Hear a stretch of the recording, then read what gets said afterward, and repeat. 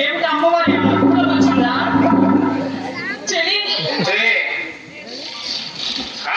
ఈ రూపం ఏమిటి? తల్లి గాయత్రి పృథ్వీలో అదుగా ఎదురుగా అమ్మవారు 1000 కళ్ళు వెలిగింది. 1000 రూపాయలు కాంతారమ్మాన కాళికదేవమ్మ పోలిరమ్మాన గంగదుర్గ అంత కాలే. ఆ కాళికదేవి రూపం దాచి రాక్షసులు తెచ్చారు రూపం ఇది.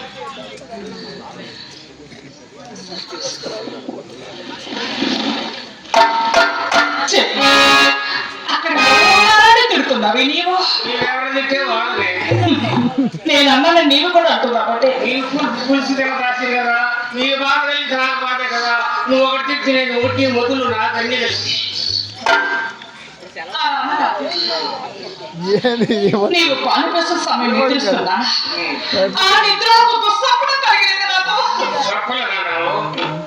ఏమి హాస్యాలాడుతున్నావా? స్వప్నము అనగా చెడు కానీ ఈ కళకి చిన్నది ఎలప్రాయంగా అన్నాడు రతికి ఎరగదు. కన్నది పతిలేదు చుతిని పొడవలి యువతి. పతి లేకుండా కన్నద కన్ను, బ్రాహ్మణ కన్నద కన్ను, కళలు కన్నద కన్ను, చిక్కు పుట్టించింది కంట్లో. పొయ్యి 6 రోజులు కన్ను కొట్టి ఒళ్ళంతా బాగా కన్నిచ్చింది కూడా ఈ కన్ను. ఈ గంటకి ఎప్పుడు కన్నా చెప్పమ్మ. ఈ చెడు కళ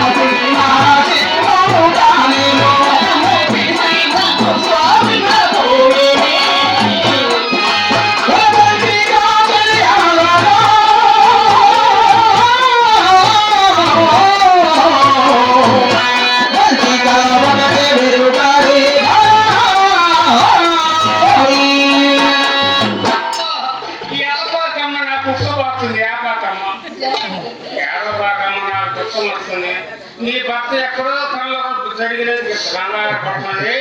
నా భర్త పెద్ద ముందు పోయినాడు చచ్చిన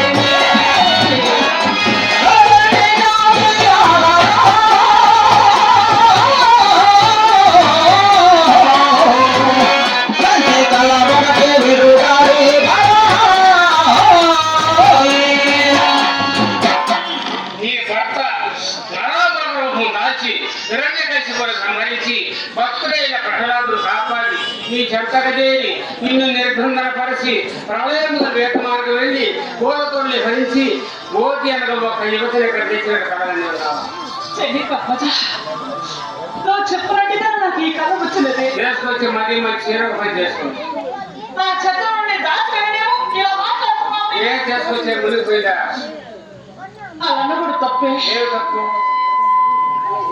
ఒక భార్యకు ఒక భర్త, ఒక భర్తకు ఒక భార్య ఉంటే వాళ్ళ సంసార జీవితం చాలా అన్నులుగా సాగుతుంది. ఇటువంటి ఒడిదుడుకులు లేకుండా. అయితే ఒక భర్తకి 2 భార్యలు ఉండకూడదా? ఉండకూడదు. 5 భార్యలు ఉండడు.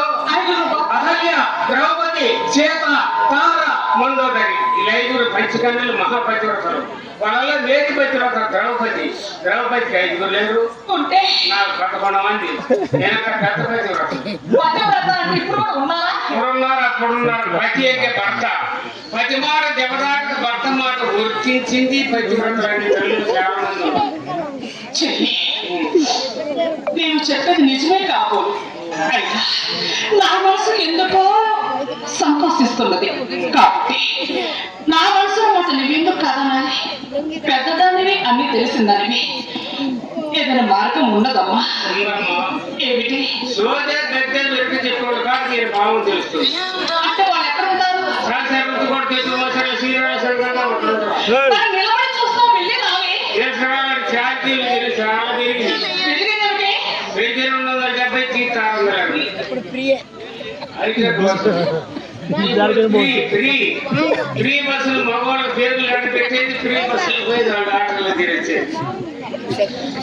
సరే చెల్లి పద్మజ, లోపల అంతఃపురానికి లోవి నీవు కావలసిన ధనం ఏదైనా సరే నీకు ఇచ్చి పంపిస్తున్నా.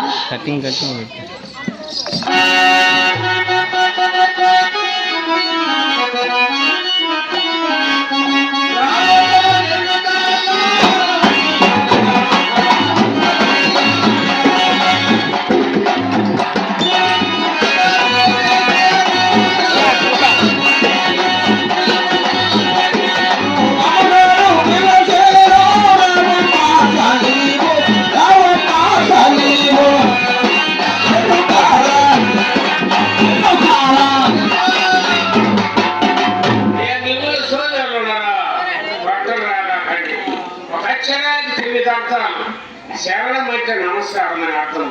శరణం బట్టి వచ్చిన అర్థం కాలేదు చెప్పమని అర్థము. శరణం బట్టి నీ కాలం అంటే అర్థాలు ఉంటాయి. కాబట్టి ఏది రాదు తీసుకో బజార్లో మీరు సోది గద్దారు తిరుగుతూ చూడు. అటువంటి సోది చెప్పండి మీ ఊళ్ళో ఉండాలి కానీ మిమ్మల్ని తప్పుని క్షమించండి. సోదమ్మా